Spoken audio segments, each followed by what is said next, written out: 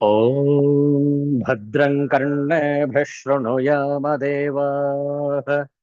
भद्रं पश्येमाक्षभिर्यजत्राः स्थिरैरङ्गैस्तुष्टवागुंसस्तनूभिः व्यशेमदेवहितं यदायुः स्वस्ति न इन्द्रो वृद्धश्रवाः स्वस्ति नः पूषा विश्ववेदाः स्वस्ति नस्तार्क्ष्यो अरिष्टनेमिः स्वस्ति नो बृहस्पतिर्दधातु ॐ शान्तः शान्तः शान्तिः हरिः ॐ श्रीगुरुभ्यो नमः हरिः ॐ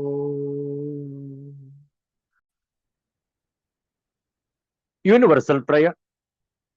O hidden life, vibrant in every atom. O hidden light, shining in every creature. O hidden love, embracing all in oneness. May each who feels himself as one with thee know he is also one with every other. Om Shanti, Shanti, Shanti.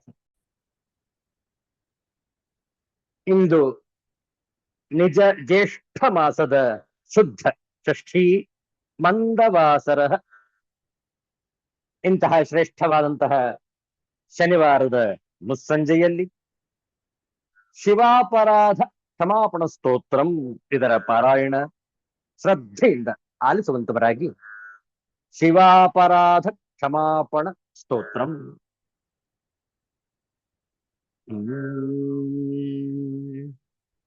ಆದೌ ಕರ್ಮ ಪ್ರಸಂಗಾತ್ ಕಲಯತೆ ಕಲುಷಂ ಮಾತೃಕುಕ್ಷೌ ಸ್ಥಿತಂ ವಿಣ್ಮೂತ್ರಾಮೇಧ್ಯ ಮಧ್ಯೆ ವಥಯತಿ ನಿತರಾಂ ಜಾಠರೋ ಜಾತವೇದ ಯದ್ಯದ್ವೈ ತತ್ರ ದುಃಖಂ ವ್ಯಥಯತಿ ನಿತರಾಂ ಶಕ್ಯತೆ ಕೇನ ವಕ್ತುಂ क्षन्तव्यो मे पराधः शिव शिव शिव भो श्रीमहादेव शम्भो. बाल्ये दुःखातिरेको मललुलितवपुः स्तन्यपाने पिपासा no शक्तश्चेन्द्रियेभ्यो भवगुणजनिता जन्तवो मां तुदन्ति. नानारोगादिदुःखात् रुदनपरवशः शङ्करं न स्मरामि क्षन्तव्यो मे पराधः शिव शिव शिव भो श्रीमहादेव शम्भो. प्रौढोऽहं यौवनस्थः विषयविषधरैः पञ्चभिर्मर्मसन्धौ दष्टो नष्टो विवेकः सुतधन युवति स्वादु सौख्ये निषण्णः. शैवी चिन्ताविहीनं मम हृदयमहो मानगर्वाधिरूढम् क्षन्तव्यो मे पराधः शिव शिव शिव भो श्रीमहादेव शम्भो. क्षन्तव्यो मे पराधः शिव शिव शिव भो श्रीमहादेव शम्भो. हर हर नमः पार्वतीपतये हर हर महादेव.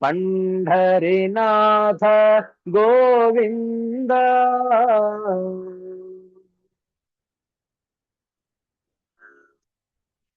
पांडुरंग विठ्ठल गोविंद,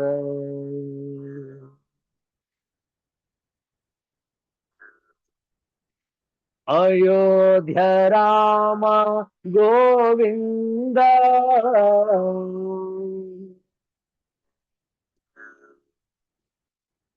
जय जय राम गोविंद।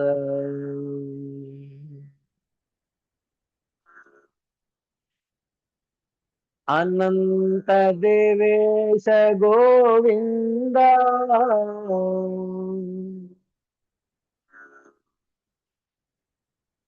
मुनि गण वरद गोविंद,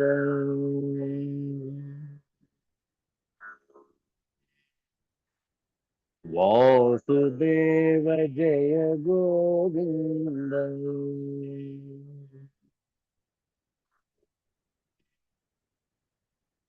पद्मनाभ जय गोविंद,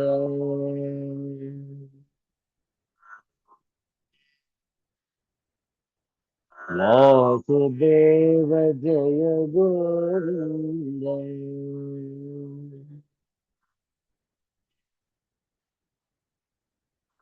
वासुदेव जय गोविंद।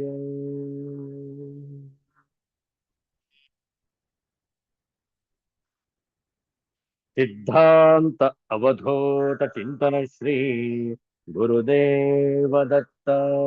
जय जय रघुवीर समर्थ श्री सद्गुरुनाथ महाराज की जय। हर हर नमः पार्वती पतये, हर हर महादेव शंभू।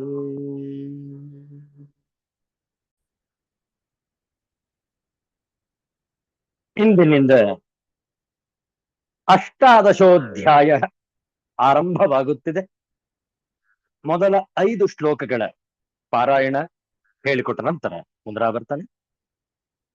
ಓಂ ಶ್ರೀ ಪರಮಾತ್ಮನೇ ನಮಃ.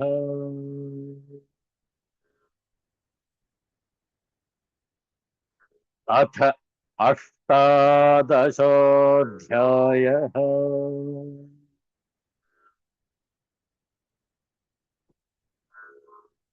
मोक्ष संन्यास योगः।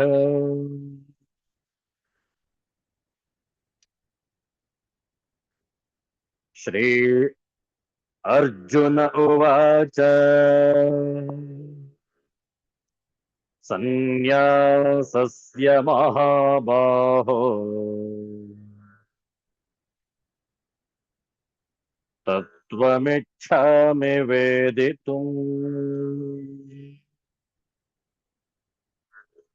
त्यागस्य च ऋषिकेश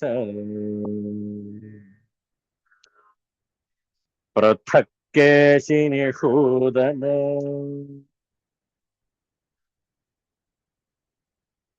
श्रीभगवानुवाच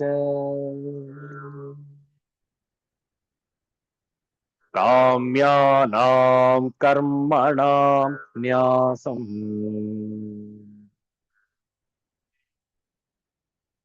सन्न्यासं कवयो विदुः। सर्वकर्मफलत्यागम् प्राहुस्त्यागं विचक्षणाः।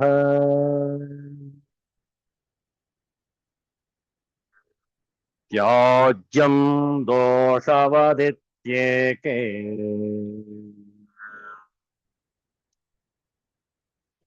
कर्म प्राहुर्मनीषिणः।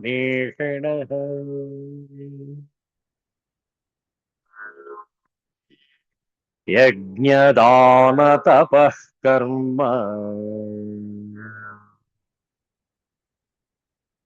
न त्याज्यमिति चापरे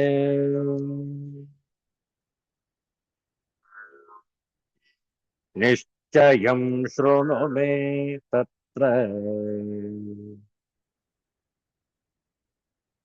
त्यागे भरतसत्तमा त्यागो हि पुरुषव्याघ्र त्रिविधः सम्प्रकीर्तितः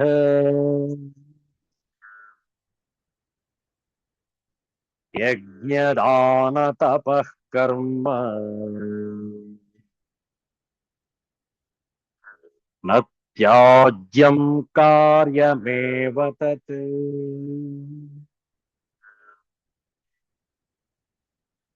यज्ञदानं तपश्चैव पावनानि मनीषिण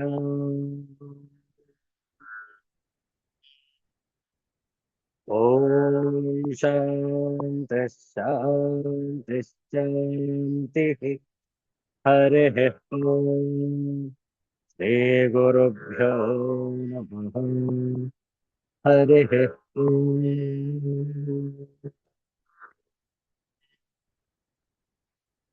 अष्टादशोऽध्यायः मोक्षसंन्यासयोगः ಈ 18ನೇ ಅಧ್ಯಾಯ ಸಂಪೂರ್ಣ ಭಗವದ್ಗೀತೆಯ ಸಾರ ಎಂದು ಹೇಳಬಹುದು. ಯಾವ ಯಾವ ವಿಚಾರವನ್ನು ನಾವು ಈ 17 ಅಧ್ಯಾಯಗಳಲ್ಲಿ ಮಾಡಿದ್ದೇವೆ, ಎಲ್ಲ ಅಧ್ಯಾಯಗಳ ಪುನರಾವರ್ತನೆ ಹಾಗೂ ಸಾರಾಂಶಭೂತವಾಗಿ ನಾವು ತಿಳಿದುಕೊಳ್ಳಬಹುದು. ಈ ಮೋಕ್ಷ ಸನ್ಯಾಸ ಯೋಗದಲ್ಲಿ ಪ್ರತಿಯೊಬ್ಬರು ಕೂಡ ಇಂತಹ ಜಿಜ್ಞಾಸುತನವನ್ನು ಹೊಂದಿರಬೇಕು.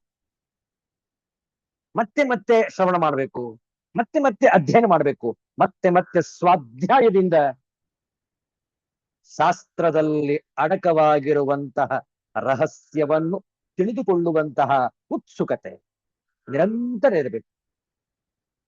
ಆದ್ರಿಂದ ಈ 18ನೇ ಅಧ್ಯಾಯ ಎಲ್ಲ ವಿಚಾರಗಳನ್ನು ಮತ್ತೊಮ್ಮೆ ಮೆಲುಕು ಹಾಕುತ್ತಾ ನಮ್ಮ ವಿಚಾರದ ಮಂಥನವನ್ನು ಇನ್ನೂ ಕೂಡ ಹೆಚ್ಚಾಗಿ ಮಾಡಿಕೊಳ್ಳಲು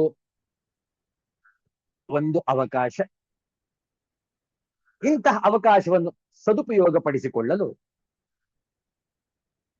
ಅರ್ಜುನನು ಒಂದು ಪ್ರಶ್ನೆಯನ್ನು ಮಾಡ್ತಾ ಇದ್ದಾನೆ.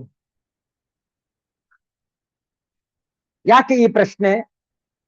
ಮತ್ತೊಮ್ಮೆ ಸ್ಪಷ್ಟವಾಗಿ ಶಾಸ್ತ್ರದ ವಿಚಾರವನ್ನು ತಿಳಿದುಕೊಳ್ಳಲು. ಈ 18ನೆಯ ಒಂದು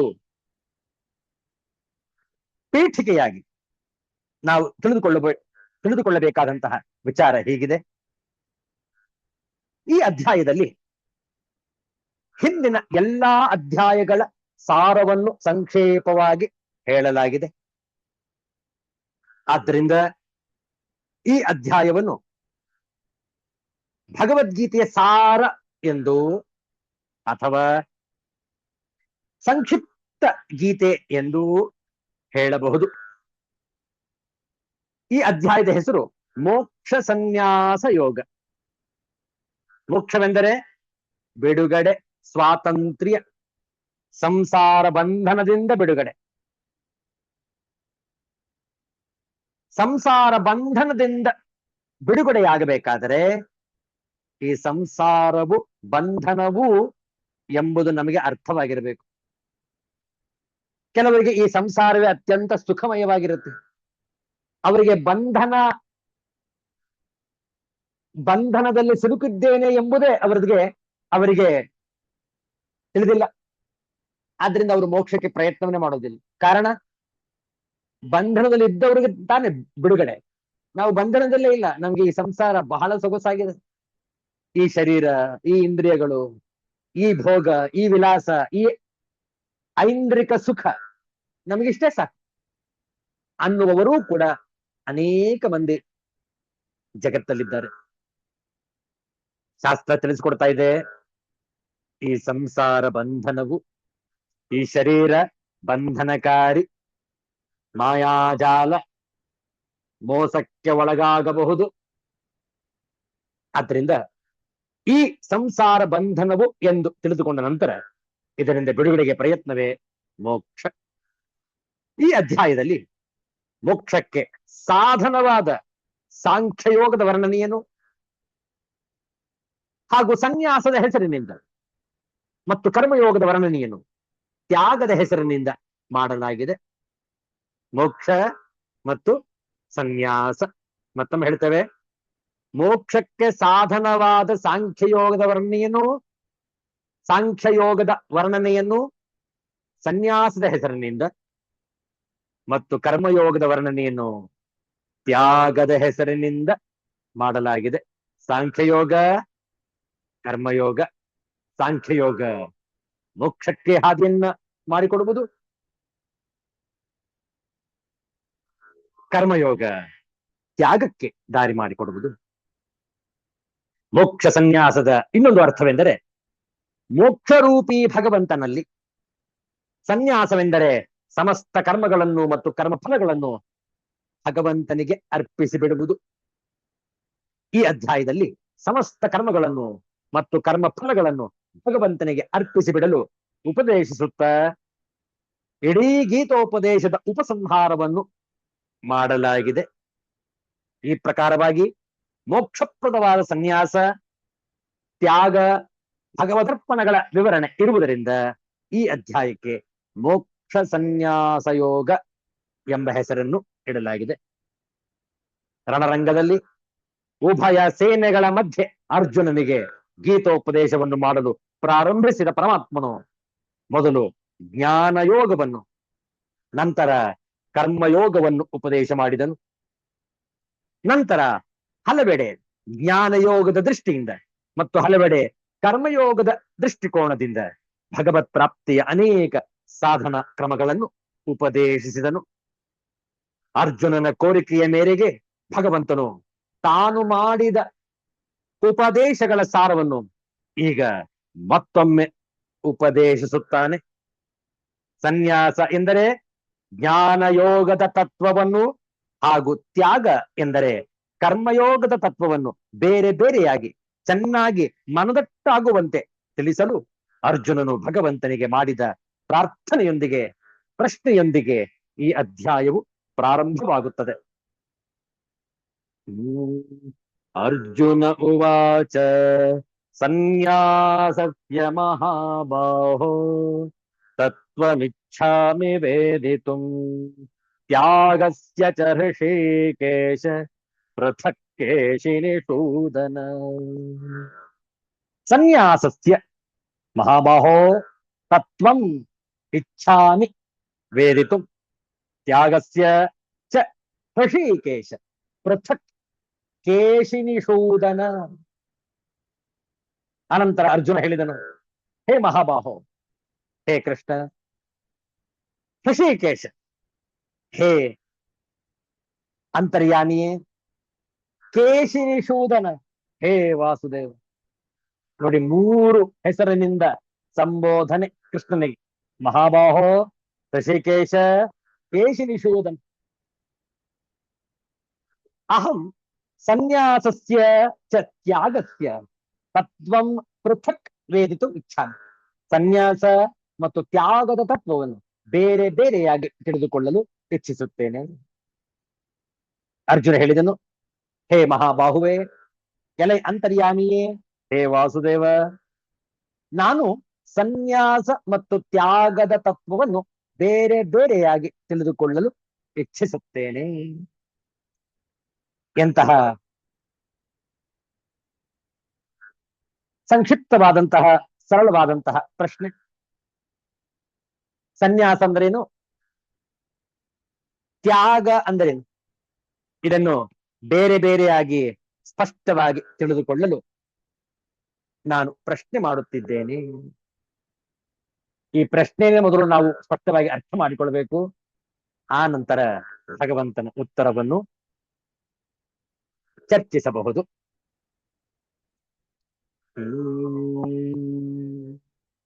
ನಯನ ಯುಗದಿಂ ಜಗವ ಪೊರೆದು ನಿಟಿಲಾಕ್ಷಿಯಿಂ ನಯಪಡಿಸುವುದದೇನು ಶಿವಯೋಗಲೀಲೆ ಜಯಿಸಿ ಮದನನ ಬಳಿಕ ತನ್ನೊಡಲೊಳ್ ಉಮೆಯನ್ನನ್ವಯಿಸಿಕೊಂಡಿಹುದೇನು Mankutimma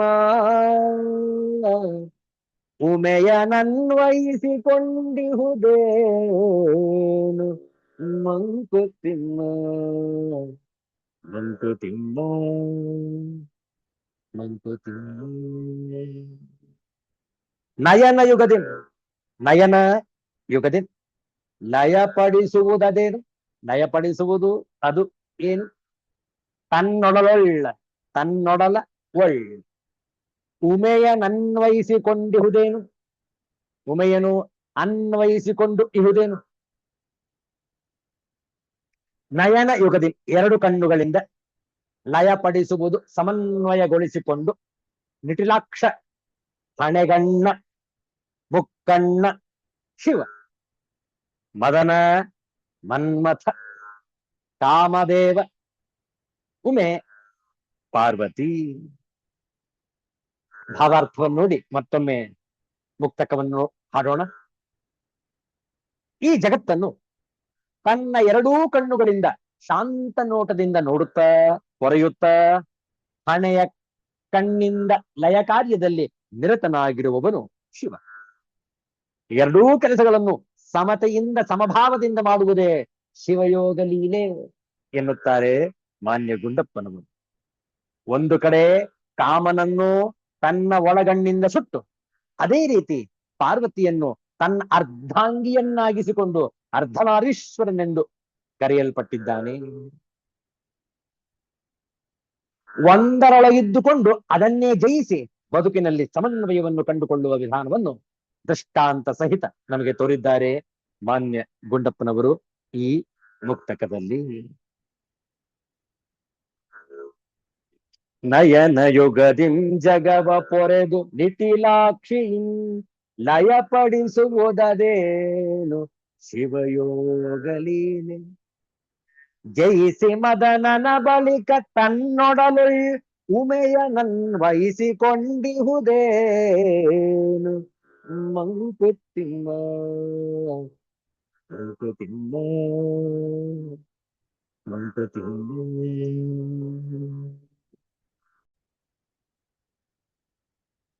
Shiva is the supreme practitioner of art of balance between attachment and detachment. He takes care of the world with his two eyes. But when it is time for destruction, he simply goes ahead to end the world with his third eye on the forehead. He destroyed Manmatha, yet he loved Parvati so much that he gave her half his body to become Ardhanarishwara. Mankutimma ಸಂಸಾರದಲ್ಲಿ ಇದ್ದು ಅದಕ್ಕೆ ಅಂಟದೆ ಹೇಗಿರುವುದು ಎನ್ನುವುದೇ ಪ್ರಶ್ನೆ. ಇಲ್ಲಿ ಶಿವನ ಅರ್ಧನಾರೀಶ್ವರ ರೂಪ, ಕಾಮದಹನದ ಪ್ರಸ್ತಾಪ, ಮುಕ್ಕಣ್ಣ ಮಹೋನ್ನತ ಲೀಲೆಗಳ ಪ್ರಸ್ತಾಪವೆಲ್ಲವೂ ಕೇವಲ ದೃಷ್ಟಾಂತಕ್ಕಾಗಿಯಷ್ಟೇ. ನಮ್ಮಲ್ಲಿ ಪ್ರತಿಯೊಬ್ಬರೂ ಈ ಅರ್ಧನಾರೀಶ್ವರ ರೂಪವನ್ನು ಹೊತ್ತವರಲ್ಲವೇ? ಸಂಸಾರವಾಗಿರಬೇಕೇ ಹೊರತು ನಿಸ್ಸಾರವಾಗಬಾರದು. ಹಾಗೆ ನಿಸ್ಸಾರವಾಗದೇ ಇರಲು ಇದರ ಭಾರ ಹೊತ್ತ ನಾವು ಸುಖ ದುಃಖ ನೋವು ನಲಿವುಗಳನ್ನು ಸಮಾನತೆಯಿಂದ ತೂಗಿಸಿಕೊಂಡು ಹೋಗಬೇಕು. ಲಯಕರ್ತನಾಗಿ ಶಿವನಾಗಿ, ಶಾಂತನಾಗಿ ರುದ್ರನಾಗಿ, ನಟರಾಜನಾಗಿ ಮತ್ತು ಪಾರ್ವತಿಯ ಪ್ರೀತಿಯ ಪರಮೇಶ್ವರನಾಗಿ ಇದ್ದರೂ ಕೈಲಾಸದ ಪರ್ವತದಲ್ಲಿ ಧ್ಯಾನ ಮಗ್ನಾಗಿಯೂ ಇದ್ದು ಭಾವ ಸಮನ್ವಯತೆಯನ್ನು ಕಾಯ್ದುಕೊಳ್ಳುವ ಶಿವನಂತೆ ಎಂಬುದೇ ಈ ಮುಕ್ತಕದ ಹೂರಣ. ಒಬ್ಬ ಸಂಸಾರಿಗನೂ ಸಹ ಗೃಹ ಸಂಬಂಧವಾದ ಉದ್ಯೋಗ, ಸಮಾಜ, ಸಂತತಿ ಮುಂತಾದವುಗಳಿಂದ ಉಂಟಾಗುವ ಭಾವ ವೈಪರೀತ್ಯಗಳನ್ನು ಎದುರಿಸುವಾಗ ಮಾಡುವ ಸಾಹಸ, ಪಡುವ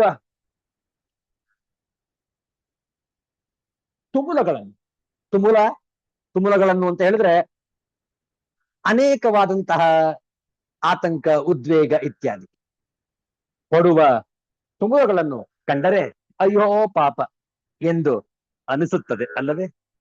ಅಂತಹ ಪರಿಸ್ಥಿತಿಯಲ್ಲೂ ಮಾನಸಿಕ ಸಂತುಲನೆಯನ್ನು ಉಳಿಸಿಕೊಂಡರೆ ಆ ಸಾಹಸ ಶಿವ ಸಾಹಸದಂತೆಯೇ ಆಗುತ್ತದೆ. ಬದುಕಿನಲ್ಲಿ ನಮಗೆ ಎದುರಾಗುವ ಕಷ್ಟಗಳ ಸಂಕೋಲೆಗಳು, ಸುಖ ದುಃಖಗಳ ಸರಮಾಲೆಗಳು, ಸಂತೋಷ ಸಮಾರಂಭಗಳ ನಲುಮೆಯು, ಭಾವ ವೈಪರೀತ್ಯಗಳ ತೀವ್ರತೆಗಳನ್ನು ಎದುರಿಸಬೇಕು. ಆದರೂ ಯಾವುದರಿಂದಲೂ ವಿಚಲಿತರಾಗದೆ ಆಸೆ ಮತ್ತು ಮೋಹವನ್ನು ಜಯಿಸಿದರೆ ಕಾಮನನ್ನು ದಹಿಸಿ ಜಯಿಸಿದಂತೆ. ಸಂಸಾರದಲ್ಲಿ ಇದ್ದೂ ಅಂಟದೆ ಇದ್ದರೆ ಮೋಹವನ್ನು ಗೆದ್ದಂತೆ ಆಗುತ್ತದೆ. ಅಂತಹ ಸ್ಥಿತಿಗೆ ನಾವು ತಲುಪಲು ಬಹಳ ಸಾಧನೆ ಬೇಕು. ಹಾಗೆ ನಾವು ಸಾಧಿಸಿ ಆ ಸ್ಥಿತಿಗೆ ತಲುಪಿದರೆ ಬದುಕು ಶಾಂತವಾಗಿರಬಹುದು. ಹೇಳುವುದು ಬಹಳ ಸುಲಭ. ದಶೇಂದ್ರಿಯ ಪ್ರಚೋದಿತ ಮತ್ತು ಪ್ರಭಾವಿತ ನಮ್ಮ ಮನಸ್ಸು, ಬುದ್ಧಿ ಮತ್ತು ದೇಹಗಳನ್ನು ಮಣಿಸುವ ಸಾಧನೆ ಬಹಳ ಕಷ್ಟ. ಇದಕ್ಕೆ ಶಮದ ಮತ್ತು ದಮದ ಪ್ರಯೋಗ ಮತ್ತು ಪ್ರಯೋಜನ ಎರಡೂ ಆಗಬೇಕು. ಅದು ಕಷ್ಟವಾದರೂ ಅಸಾಧ್ಯವಲ್ಲ. ಅರ್ಜುನ ಪ್ರಶ್ನೆ ಮಾಡಿದ್ದಾನೆ, ಸನ್ಯಾಸ ಎಂದರೇನು? ತ್ಯಾಗ ಎಂದರೇನು? ಈ ಪ್ರಶ್ನೆಯನ್ನು ಇನ್ನೂ ಕೂಡ ಹೆಚ್ಚಿನ ಮಟ್ಟದಲ್ಲಿ ವಿಶ್ಲೇಷಣೆ ಮಾಡುವ. ನಾಳೆ ಸಂಜೆ ವಿಚಾರವನ್ನು ಮುಂದುವರಿಸುವ. ಶಾಂತಿ ಮಂತ್ರ. ಓಂ ಸರ್ವೇ ಭವಂತು ಸುಖಿನಃ, ಸರ್ವೇ ಸಂತು ನಿರಾಮಯಾಃ, ಸರ್ವೇ ಭದ್ರಾಣಿ ಪಶ್ಯಂತು, ಮಾ ಕಶ್ಚಿತ್ ದುಃಖಭಾಗ್ ಭವೇತ್. ಓಂ ಶಾಂತಿ ಶಾಂತಿ ಶಾಂತಿ. ಹರಿಃ ಓಂ. ಶ್ರೀ ಗುರುಭ್ಯೋ ನಮಃ. ಹರಿಃ ಓಂ. ಮತ್ತೆ ಭೇಟಿಯಾಗೋಣ. ಎಲ್ಲರಿಗೂ ಒಳಿತಾಗಲಿ, ಎಲ್ಲರಿಗೂ ಶುಭವಾಗಲಿ. ಜೈ ಶ್ರೀ ಗುರುದೇವ ದತ್ತ.